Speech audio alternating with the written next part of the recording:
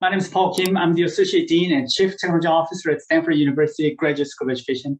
I'm delighted to participate and contribute to Korea's one of the distinguished units at Leaders Forum. I'm hearing that many leaders from companies and HR representatives and educators are joining today. And thanks for your invitation. And I hope you will find my presentation useful for your work. And hopefully you will pick up some good strategies for HR and human development and education for your organization. And then let me get started with today's topic, global learning and digital trends. Human development through digital innovations is my utmost interest and the central theme of activities in my global education projects.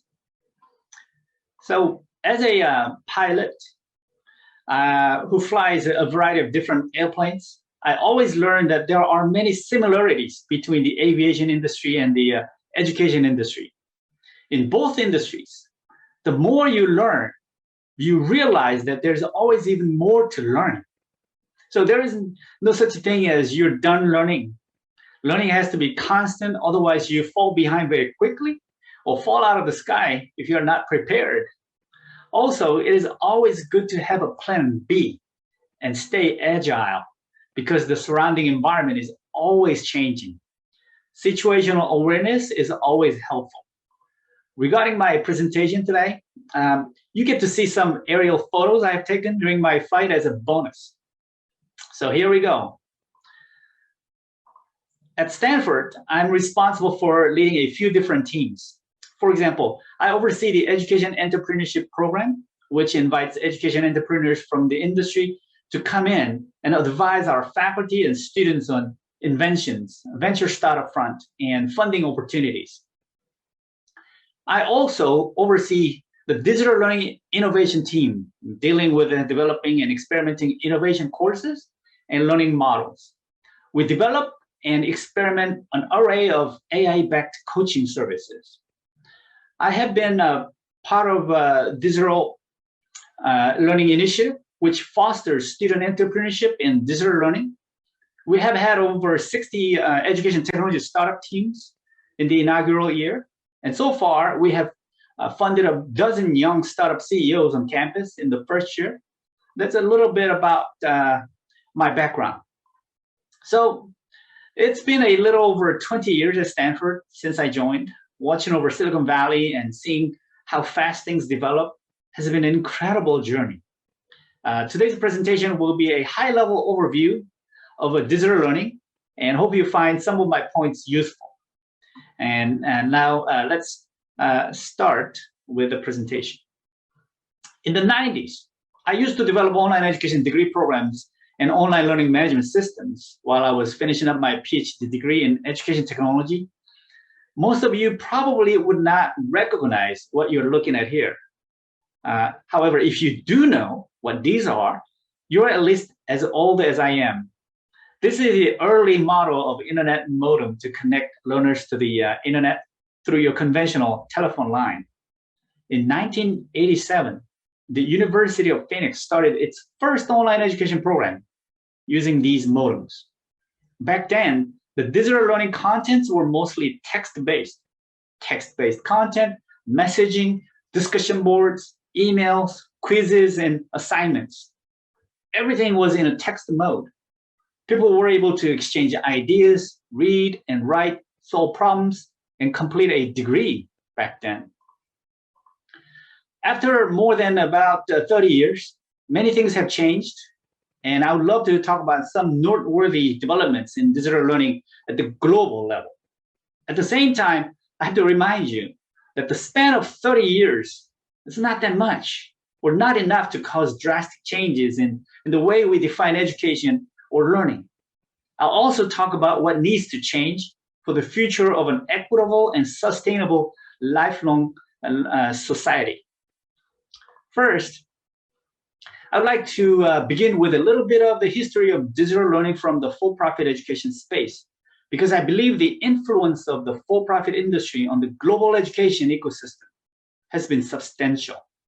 As a pioneer in online education, the University of Phoenix wanted to give educational access to those students who could not possibly be otherwise students at formal traditional colleges. For example, people who needed to go to work 5 or more days a week, people with disabilities, people who need to constantly travel for work, and minority students who are underprepared. That's why digital learning was a necessity and only viable option to provide the students with anytime, anywhere access to education. Today, digital learning or online education has a different stature. Can you imagine any education organization that can thrive only with in-person classrooms? Absolutely not. Digital learning is no more an option, no more considered inferior, and no more alternative route for students with the unique needs. It's for everyone. In terms of the influence of for-profit education on the entire education ecosystem, let's break down the K-12 and higher ed for now. In the higher ed space, for-profit education created and scaled up not only online education, but also introduced many other convenient elements to make education more accessible. So for example, even for in-person education, leading for-profit education organizations removed the 2-century-old semester or quarter systems and replaced them with all year-round enrolling systems so students can enroll at any time and don't have to wait to find the right sequence of courses to complete a degree. The simple change, which seems obvious to us now, is still one of the biggest barriers to the learners today. And there are many more traditions and old practices that are just hindering elements for learners even today. Overall, flexible schedule, personal concierge, accelerated learning tracks, data-driven academic advising, personally cared learning contents, and instruction by industry experts are some of the advantages presented by the for-profit education entities. Today's traditional colleges still don't have these adequately. From the onset up to about 2010, online for-profit education thrived. However, traditional universities quickly learned that online education was meeting the needs of an increasing new generation of students. And they started to tinker with online education because of the external pressure created by the for-profit sector, not by their own internal innovation drive. Perhaps they foresaw the future is going to be involving around digital learning innovations, not from traditional brick and mortar classroom lectures. From about 2010s and to the pre-pandemic, numerous events took place. For example, competency-based university systems such as Western Governors University saw drastic enrollment growth to over 100,000 students. Also, for-profit companies such as 2U, Pearson, Wiley, and Noodle Partners started to generate online education programs for colleges that could not otherwise create their own digital learning services. Nowadays, 2U alone is a $2.5 billion company listed on NASDAQ.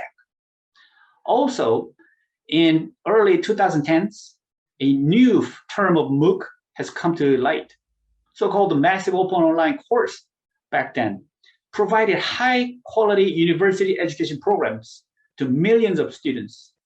And these are Coursera, Udacity, edX.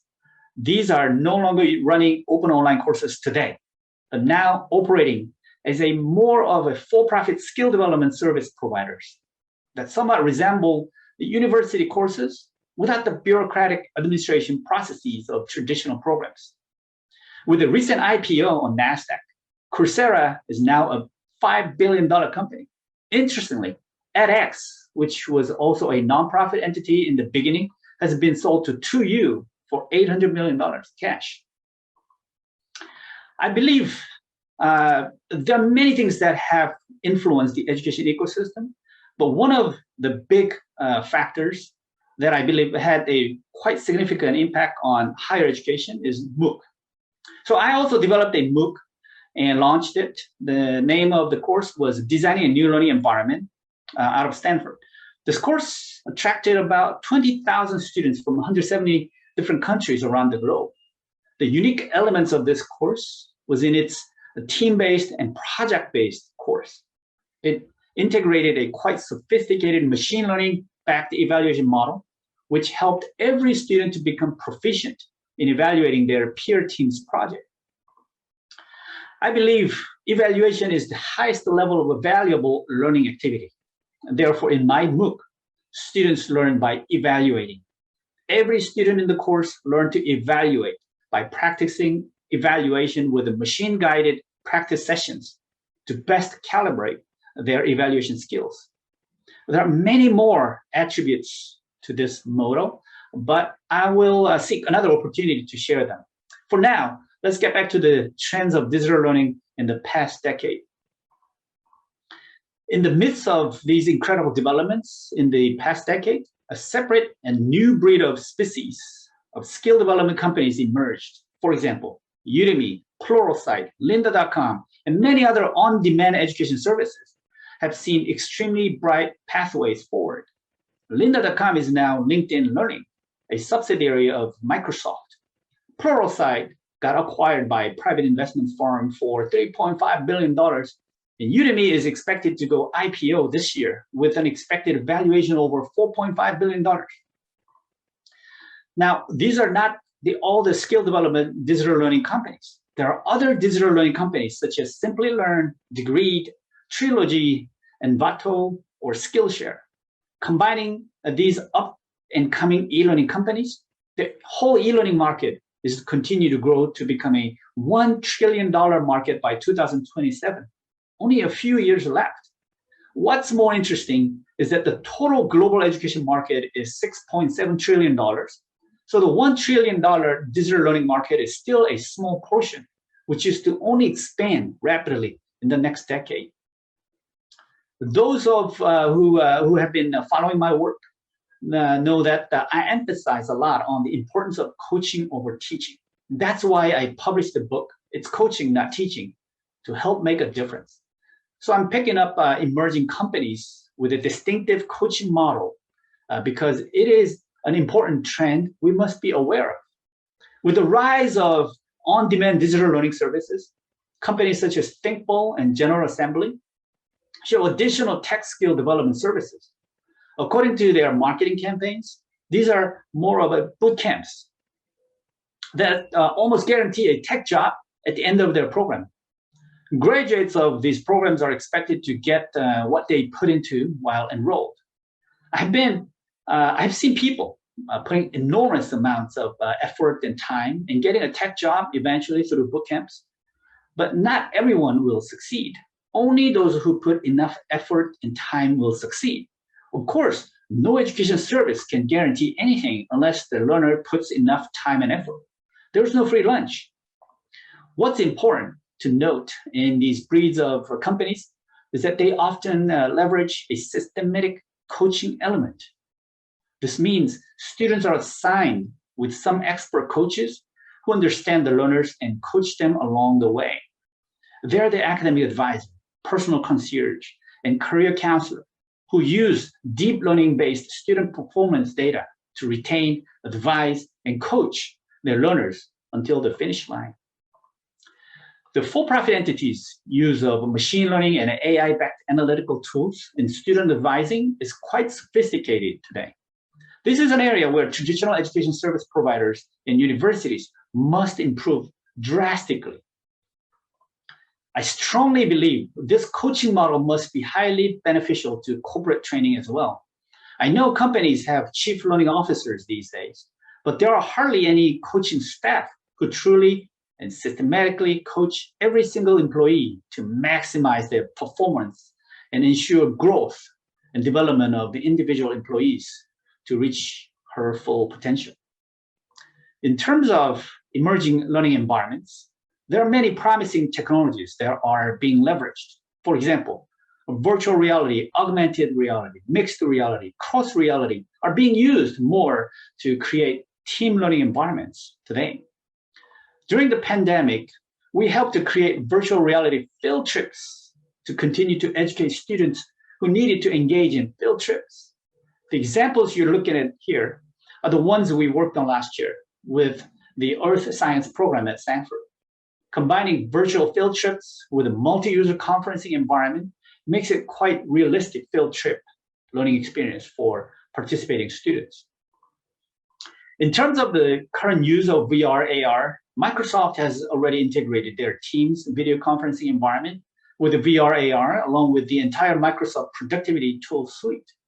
The only problem today is that people are so used to using Zoom so far, and they are yet to move on to the next stage of virtual team meetings. I believe the future team working environment that Microsoft is currently demonstrating is highly promising if people are willing to go extra miles to learn more advanced tools integrating VR, AR. It may take some time for the current generation to start using the tools on a daily basis. In terms of using metaverse environments to have conferences and classroom activities, I see many attempts to emulate real gatherings, and they are becoming popular and useful at the same time. This is the area where not only learning technologies shine, but also this is a growing new marketplace in itself. The new metaverse environment has a direct impact on the types of jobs that will be created in shaping the future of work. Let me clarify what I mean by that with one quick example that exists today. You're looking at a virtual flight simulator that is popular. Microsoft Flight Simulator 2020. I use this very tool a lot to practice my instrument flight sitting at home. The graphics of this program is stunning, and it's hard to tell the difference between the virtual scene and the real scene, because I take a lot of photos when I go fly. It may be hard for you to believe, but there are thousands of pilots who are actually flying in the virtual world as we speak right now. The software uses real live weather data, live traffic data as well. In order to make the virtual flights even more realistic, there are real controllers who are controlling the airspaces. This real live service is called Pilot Edge. These are real people, and they are paid employees of this company. I use this service, and I find it very useful to practice my instrument flying. There will be more cross-integration of virtual worlds and the real worlds like this. And people, the real people are working to generate income in this kind of a metaverse environment. As seen in this example, we'll see more and more people working in the virtual world to generate income. These jobs for the virtual worlds will only increase in the coming decades. You may soon be riding airplanes and space shuttles with Elon Musk. Although he may be a virtual persona in the virtual space, some of these experiences will be highly controlled by artificial intelligence, and you will have a hard time distinguishing what is real and what is virtual as we move further into the 21st century. The integration of a metaverse in future learning environments will help create increasingly more jobs we cannot even imagine today. Based on all these developments in education for the past 3 decades, here are a few important points I want to make. All these new breeds of education service providers are new models of learning environments. All these are slowly but surely dismantling formal learning models that existed for centuries. The learners have way more tools and resources to learn and develop skills. Learning environments are becoming way more real than ever and incorporate much more authentic problems and situations. The meaning of educators or source of knowledge is also becoming less important. The question that is becoming important is what kind of an active learner is much more suitable for the rapidly changing future workplace. While companies are seeking individuals who are ready to work on solving problems right now with the most up-to-date skill sets and creativity, they also need to be seeking ways to retain the talents that they worked so hard to recruit, because losing a valuable talent to a competitor can be disastrous. The new generation of talented learners are often individuals with a high level of self-regulation and autonomy. These people are good in making self-development and execution plans. They want to stay competitive, and they want to find joy when they see meaning in overcoming challenging problems. No one wants to put a lot of time and effort into work that does not seem meaningful. People do want to make a positive difference and want to be recognized for their achievement. Therefore, companies must be able to support their employees in maintaining their strong desire to learn and develop skills to keep seeking challenges to enjoy the opportunities of self-development and actualization in and out of work. I believe more and more of the new generation of learners like more freedom in choosing ways and modes of learning. At the same time, the new generation of learners expect the learning service providers to know and understand best pathways to achieve learning in the most efficient manner. In this regard, how does the company leadership establish and sustain a productive and efficient learning ecosystem? An ideal culture of learning means an environment where diversity is promoted and protected systematically. This is the keyword, systematically. In such a culture, there's no barrier for any individual to inquire, seek, and engage in self-development opportunities. This means learners must be able to ask difficult or challenging questions freely and find solutions to address issues and make improvements as a result. Now, there's one precondition that enables this culture to sustain. The leadership must be committed to creating, fostering, and preserving the culture and provide necessary support to construct and sustain a learning culture systematically. When people know that their unique idea and identity are respected, they're motivated to learn, explore, engage, and try new things without fear. This is why I say we need culture engineering. Creating an ideal learning environment and providing an adequate level of support to maximize creativity, critical thinking, and innovative thinking cannot be done in a discrete and haphazard fashion.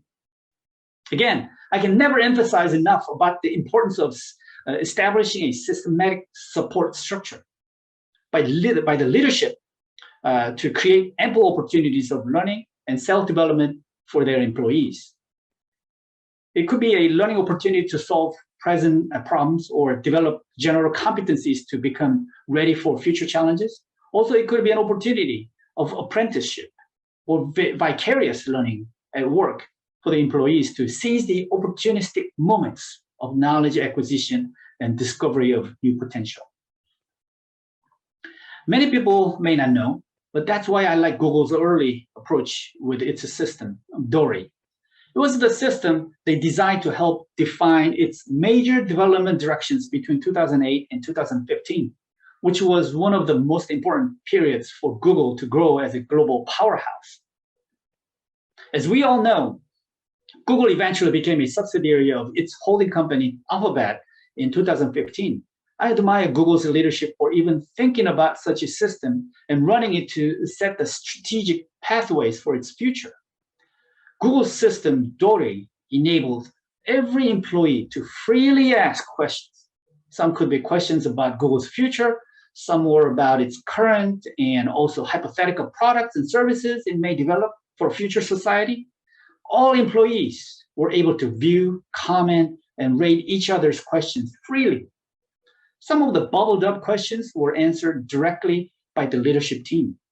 What an incredible model of organizational innovation. With Dory, the company can identify problems of the present and future. They can also identify talented individuals with breakthrough inquiries. When the questions are answered, the employees feel a sense of contribution and achievement. I can only imagine in the beginning how hard it must have been for the leadership to swallow the idea because they had to answer all the questions that bubble up to the top. Some of the questions must have been embarrassing questions, but they were bold, they were brave to let the employees come up with questions of their choice. At any rate, I believe it served the company very well to establish the sense of the importance of inquiry within the organization. It's just one example of Google's approaches back then. But as an educator, I believe the attempt to create and maintain such a system along with an open inquiry culture was bold and innovative. Innovation ideas come from questions, questions that challenge the rigid tradition, old culture, status quo, or uncertain future, or hypothetical scenarios, potential products and services that could change the world. These questions are the bedrock for innovation and growth. As an individual, as an educator, as a company, as an organization, as a society, or even as a nation. That's why I highly value questions of all types. Questions drive motivation. Questions trigger changes. I wanted to do the same in educational environments, and that's why I invented SMILE, Stanford Mobile Inquiry-Based Learning Environment. I have several patents on this system. It's a systematic model that enables the learners to generate questions. It utilizes a deep learning model to engage the user in conversations of inquiry. It uses a machine learning model to evaluate the quality of the learner's question. If a user has a hard time generating questions, the system also provides cues or sample questions. I applied this system in all types of learning environments. I tested this system in the corporate world as well. One thing that I have learned by experimenting with this with companies in Korea is that people were so afraid of asking questions when their bosses were around, especially. They fear that their questions may be regarded as a dumb questions. They said they have many questions, but they asked me if they could hide their names in the system so that they can freely ask questions, because they were so afraid to ask questions with their names attached to the question. That gives you an idea what kind of culture we have. I found this social phenomenon quite interesting. I believe it's a culture that many Koreans inherited from their early school years. They never felt comfortable asking extraordinary questions, weird questions, strange questions, extremely hypothetical questions. There was an absolute absence of inquiry culture in Korean schools and colleges. How do I know it? Because I went to school in Korea for 12 years, all the way to high school. That's why learners' fear continues. And it continues to exist in companies.